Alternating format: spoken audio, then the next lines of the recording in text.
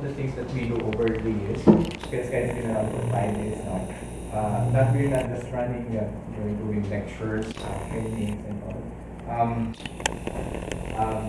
Pati mga, what do you call this? Group works, and then also, the pictures right there on the left side is in Malaysia, so we've been there, we've been joining races there. This is Napulawan. Which one? This one, I think cover Mount Napulawan. Wala.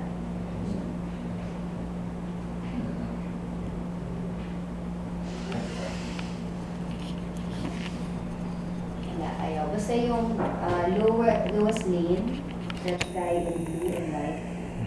Yeah, there's a Mount Napulawan.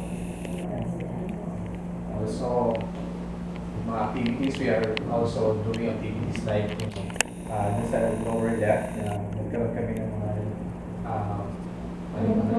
global positioning training, using the GPS to know your way around the mountains, training runs, and then syempre nag-Christmas party din kami na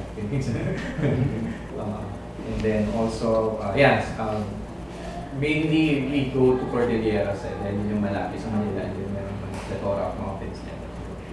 Upper right, actually, that's in Canlaon, in Bacolod. On Visayas. the lower right is Bacon. Bakun. It's in Bacon. Bakun in the Cordilleras. Then upper right, Benguet. Benguet, yeah. The upper left, I mean, is this in the summit of Mount Cruz.